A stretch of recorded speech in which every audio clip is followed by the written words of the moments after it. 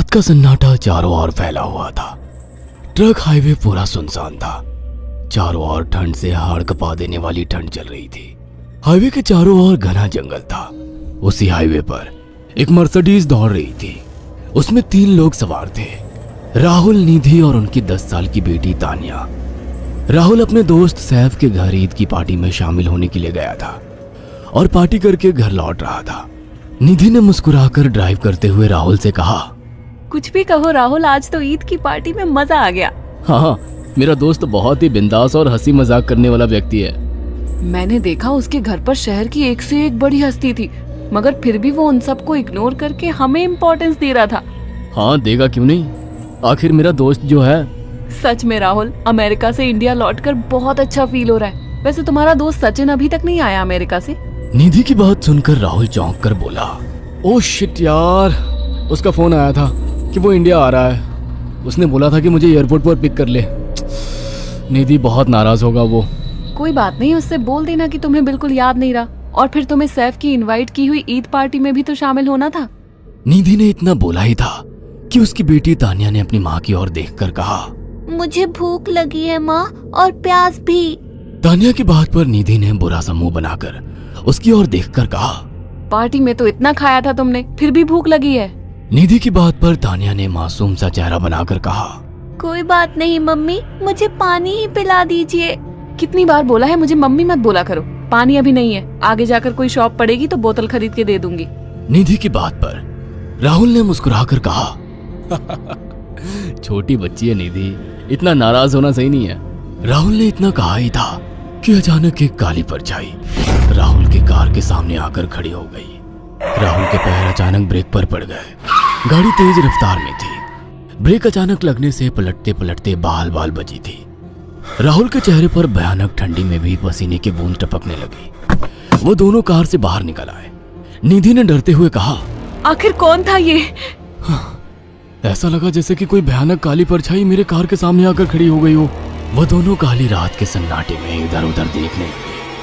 तभी निधि को एक घने पेड़ के पास दो चमकीली हुई आंखें दिखाई दी। उसकी आंखें बिल्कुल भेड़ियों की तरह लग रही थी।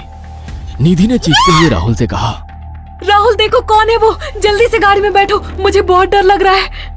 राहुल ने उस तरफ देखा तो उसके रोंगटे खड़े हो गए। वो दोनों गाड़ी के अंदर बैठने ही वाले थे कि अचानक एक अजीब सा चेहरा वाला भयानक सा आदमी बिजली की रफ्तार से उनके सामने आकर खड़ा हो गया। राहुल ने देखा कि उसका चेहरा बिल्कुल सड़ा हुआ था और उसकी आंखें भेड़िए की तरह चमक रही थी। उसके लंबे लंबे बाल उसके कंधे तक आ रहे थे और उसके दांत भेड़िए की तरह बाहर की ओर निकल रहे थे। हाथों की जगह नुकीले पंजे थे। राहुल को देखकर अजीब से अंदाज में हंसने लगा, मगर जैसे ही राहुल की नजर उसके कपड़ों पर गई, राहुल की आंखें फटी की फटी रह गई। वो हकलाते हुए बोला, भाईजान, भाईजान, मुझे माफ कर दो, मुझे छोड़ दो। राहुल ने इतना कहा ही था कि अचानक उस अजीब से दिखने वाले भयानक आदमी ने अपने पंजों से राहुल की गर्दन कसकर पकड़ ली और एक ही सेकंड में उखाड़ कर जमीन पर फेंक दी। राहुल के धड़ से लाल रंग का खून का फुहारा फूट पड़ा। इस भयानक मंजर को देखकर निधि के गले से एक जोरदार चीख निकल गई।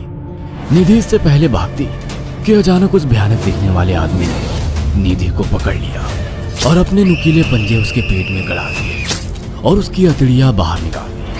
निधि की एक दिल दहला देने वाली चीख सन्नाटे को चीर गई। अचानक हवा का एक बवंडर उठा और वो भयानक सा दिखने वाला व्यक्ति देखते ही देखते बवंडर के साथ गायब हो गया। तानिया ने डरते डरते निधि के मोबाइल से पुलिस और सैफ को बुला लिया और कुछ ही देर में वहां चारों ओर पुलिस की गाड़ियां थी। पुलिस ने राहुल के दोनों दोस्त सैफ और सचिन को वहीं बुला लिया। इंस्पेक्टर अर्जुन ने दोनों से कहा, मैंने ऐसी हत्याएं अपने करियर में कभी पहले नहीं देखी। ये काम तो ना किसी जानवर का लगता है, ना ही किसी इंसान का। सचिन कपकपाती हुई आवाज में बोला, आप कहना क्या चाहते हैं? कुछ कह नहीं सकता। जिस किसी ने भी इन दोनों को मारा है उससे एक बात तो साबित होती है कि वो इन दोनों से हद से ज्यादा नफरत करता था। अब सारी सच्चाई तो ये बच्ची ही बता सकती है। इतना बोलकर इंस्पेक्टर अर्जुन तानिया के पास चला गया, जो बेहद डरी हुई थी। तानिया ने आंखों देखी सारी घटना इंस्पेक्टर अर्जुन को बता दी। तानिया की बात सुनकर इंस्पेक्टर अर्जुन कंफ्यूज चेहरा लेकर मोबाइल पर किसी से बात करने लगे।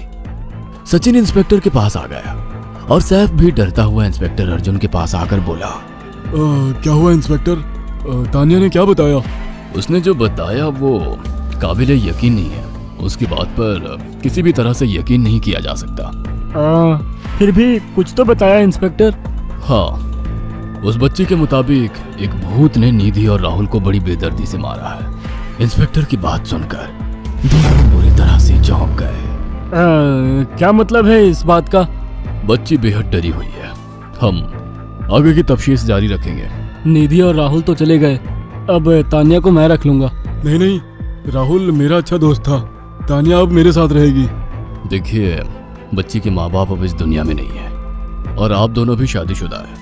मुझे नहीं लगता कि आप दोनों बच्ची की सही से देखभाल कर सकते हैं। मेरी कोई औलाद नहीं है। मैंने अपनी पत्नी को फोन कर दिया है, वो भी IPS ऑफिसर है। ये बच्ची आज से मेरे साथ रहेगी। उसका मासूम चेहरा मेरे दिल में उतर गया है। अब तुम दोनों जा सकते हो। पूछताछ के लिए मैं जब भी तुम्हें बुलाऊं तुम दोनों आ जाना। इंस्पेक्टर ने ये बात बोली ही थी कि अचानक वहां पर मौसम बदल गया। चारों ओर काली घटाएं छा गई और एक भयानक बवंडर उठा और देखते ही देखते सब पुलिस वालों के सामने वो भयानक चेहरे वाला आकार सबके सामने खड़ा हो गया। उसको देखकर सबके रोंगटे खड़े हो गए।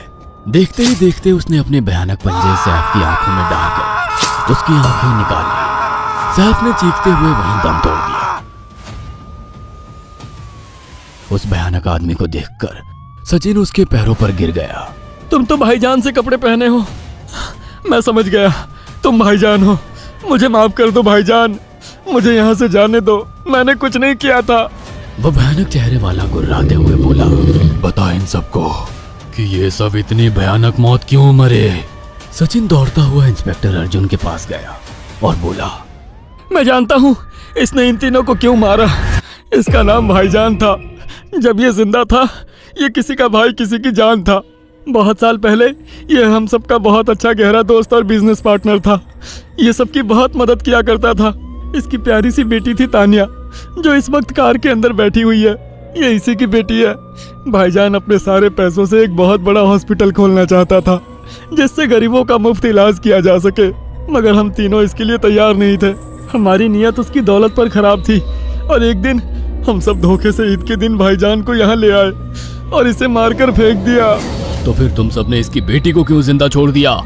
हमें बाद में पता लगा कि भाईजान ने सारी जायदाद अपनी बेटी के नाम कर दी है, इसीलिए हमने भाईजान की पत्नी को भी मार दिया। और तानिया का तुम 18 साल की उम्र पूरी करने का इंतजार कर रहे थे ताकि सारी जायदाद अपने नाम करा सको और बाद में उसे भी ठिकाने लगा सको। इसी के लिए तुम दोनों इस मासूम बच्ची को अपने साथ रखने की जिद कर रहे थे। जी, आपने बिल्कुल सही कहा। हम तानिया को भी इसी जगह लाकर मार देते। सचिन की बात सुनकर इंस्पेक्टर अर्जुन की आंखों में खून उतर आया। इंस्पेक्टर अर्जुन के कुछ कहने से पहले ही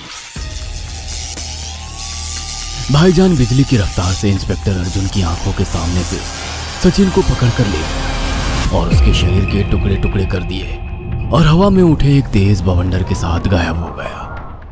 सारी घटना इंस्पेक्टर अर्जुन की आंखों के सामने हुई थी। तानिया को इंस्पेक्टर अर्जुन और उसकी पत्नी ने अपनी बेटी की तरह पाला।